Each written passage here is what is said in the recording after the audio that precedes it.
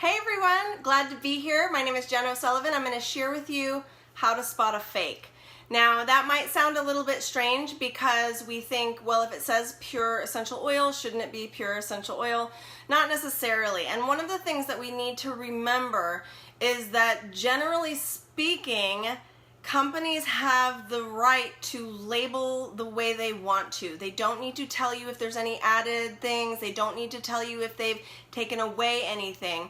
And this is the frustrating reality when it comes to essential oils. And you might think, wait a minute, that's not true. There must be truth in labeling. There's not. The reason for it is because there's not enough government agents to literally police this. And so any company could put anything they want on any label and it doesn't have to be real at all. Okay, so I don't know about you, but I love trying to spot fake purses. I think it's fun. I love trying to catch the fakes. And there's a lot of fake things out there where you take a name brand item and they've tried to knock it off because they want to make money, right? But they want to try and sell it at a lower cost. So when it comes to essential oils, there's actually a way to tell if an essential oil is a knockoff. And what I mean by that is, do they really mean what they say on the label? Is it truly pure? And is it pure in the way that you are thinking it's pure? Now that's the interesting reality here, because a company can put on there pure essential oil, which it could be. However, it could be a modified version, which is not what we want. I have been screaming about this for years, so much so that companies are now catching on because I'm the largest essential oil educator literally on the planet. I have the most group following of random oil users, right? Not just Young Living. And so they're hearing this and they're starting to understand that people are getting smarter. You guys are smarter, and I love that.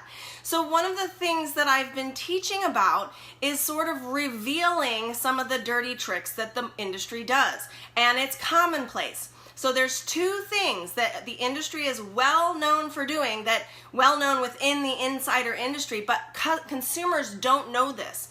Number one is that they fractionally distill their oils. Now, what is fractionally distilling? It's kind of like a, what? Well, why would they do that? Wouldn't that make the oils more expensive, right? Because what they're asking the distilleries to do is to please take out some of the molecules that aren't as pleasing or aromatically. When you think that through, us as humans really want things that smell beautiful. We want things to smell good. You don't like putting a deodorant on and being like, I don't even like the smell of that, right? I mean, think about that. We really like our cars to smell good, our clothes to smell fresh, our rooms to smell good. You know, we're like candles and fragrance. And when I go over to different countries, especially in the Asian communities, it is fragrance everywhere. So because of that, we're dealing now with these synthetic fragrance headaches, hormone issues, imbalances on all sorts of playing fields. And I can tell you that so many of you have realized this and have so much so that when you go into a mall or a department store where there's a lot of the fragrances that have a lot of synthetic molecules, you're like covering your nose and running through the area where all those fragrances are. It's so important to understand that the essential oil industry is not immune from this. In fact, the essential oil or the aromatherapy industry has gotten so good at modifying their oils so that they can still ethically label them as pure, but they are modified from the original version. So what that means, modification, means two things. Fractional distillation, where they're taking molecules out to make it smell better. They basically are taking the earthier, more dirty smelling molecules, the most unpleasing molecules out, and causing it to be fractionally distilled. So again, you might think, that might be more expensive to do that. Isn't that another process? Yes, however, the company that is distilling those oils knows that they can take that fractionally distilled product and take the molecules they pulled out and resell them, sell them to someone else. It happens all the time. That's exactly how this industry works. The second way is rectification. Rectification is where they're adding molecules in.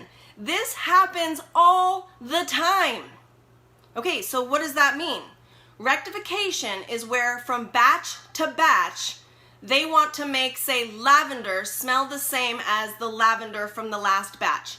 And it doesn't. It won't. It would be like asking your grocer, how come my orange from this month tastes different from my orange from last month? You would never ask that, right? Because it's from nature. You are going to expect variances.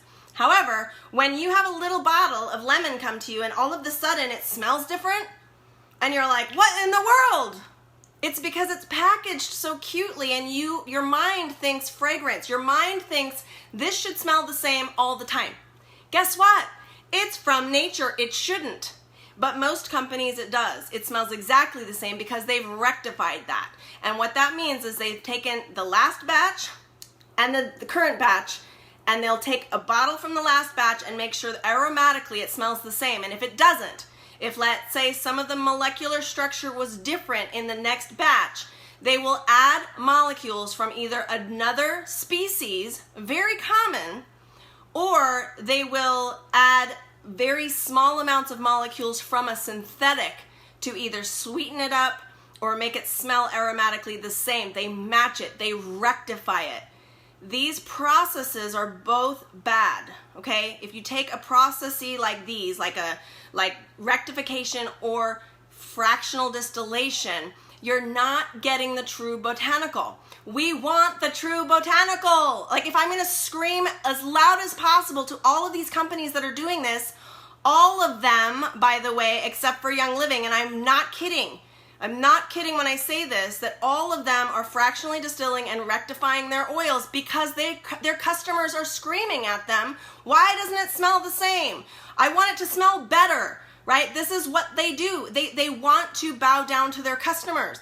Young Living has never done that, to the point of where some of you have been mad, where you've gotten a peppermint or a lavender or a rose. I've smelled different batches of rose from Young Living and couldn't even tell it was rose because it smelled so differently. That is a good thing. That is God putting the molecules in so there's diversification, so that your body will know what to do with it and it's kind of undulating through. Okay? It's a good thing when you get a bottle that smells different. If you get a bottle that smells actually rancid, that's a totally different story. What I'm talking about is molecular structure differences that are perfectly fine and actually important to your body being able to frequency use it, right? Clinical frequency will change. Every bottle of oil that you get will be a slightly different frequency from the last one you got, meaning it will clinically change the frequency in your body differently, which is so important. This is what is called true botanical, authentic essential oils. You can only get this through Young Living. I'm sorry if some of you are watching this thinking, how did I find this video and all of a sudden like she's challenging my company? I'm not. I'm saying most likely your company fractionally distills and rectifies. Most likely, 99%, okay? This is so important to understand. And if you don't believe me, I'm gonna real quick share with you how to test them. I want you to find a friend that has Young Living oils. And if you're a Young Living person, find a friend that has a different type of oils. Get the same species. Literally, if you both have lavender, make sure they're both Lavandula angustifolia. Make sure they're the same species. If you're trying to check peppermint, it needs to be the same species. If you're trying to check anything, frankincense, make sure it's the same species. Once you have that, it's important for you to find the plant. So if you're doing frankincense, you would have to get some frankincense resin from that species, which might be a little bit difficult. Whereas lavender, you can find that species at a nursery. You got to ask for it though. Most of it is spike lavender. You don't want that. You want to make sure you're getting the same species as in your bottle. And then you just do a crush test. So you would both have your lavenders, and each of you have your hand, you know, and put one drop in your hand of your oil, and she'll put one drop of her brand oil in her hand. You'll both crush some of the lavender flowers and leaves in your hands, fingers, smell it. You want to open it up though, so just rub it a little bit. Smell it, smell hers, right? Really, it's fascinating how smart your nose is. You will smell it right away. Young Living's always smells like the true botanical. And again, Gary Young, the founder of Young Living Essential Oils, did not care if you liked the way it smelled. And this is where it gets interesting. Most companies did, and I can go on for hours about why. There's some really fascinating underbelly reasons for why companies do this, but to just help you understand in a generic way, it's to make the customer happy because people want things smelling pretty. Now, what would happen then if you used a fractionated oil or a rectified oil compared to a non-fractionated or non-rectified? What is the difference? Well, our bodies don't quite know what to do with molecular structure that has been messed with. If you think that through, think about anything we've tried to do to modify things. Sugar-free has just totally jacked us. Fat-free has jacked us. And what I mean by jacked us is like our bodies don't know what to do with it. So you end up getting like cellulite in weird areas. You end up getting sort of funky things that your body can't process it properly. Our bodies know what to do with full value things. The other issue with true botanicals is you have minuscule particles within those molecules that are super important, because the synergy that happens in the true full botanical is far greater synergy that happens than when you take something that has been modified or pulled out or extracted or added back in. So this is super important to understand, because what happens when you use an oil that is a true botanical is that they work better on your body and in your body for a longer amount of time. And this is proof positive when you hear of other friends saying, I've used these oils for a while now and they just don't seem to be working anymore. It's because at the beginning, sure, they worked because they were new to your body, and now they're not working as well, or they're starting to just feel like they just aren't there anymore. Like, they're diffusing the oils and it's just, where is the aroma? They're gone. It's gone quicker. What happens again in your cellular makeup is that it's like a lock and key, right? Your body knows what to do with them and things happen. That's clinical frequency. When you start pulling in these molecules, your body will know what to do with them and they will stay on and in your body. It's that depth and breadth of action that is so gorgeous. And when somebody who's using a different company, which again, I applaud anyone for using any oils, but when you start to do true side-by-side testing, clinical frequency testing on yourself, using an oil that you know works for you in a certain way, and then using Young Living's counterpart, it will blow your mind. So that's the difference between a true botanical, how to spot a fake, and a fractionally distilled or rectified oil. I hope this has been helpful for you guys, and we will see you on the next one. Take care, you guys. Bye.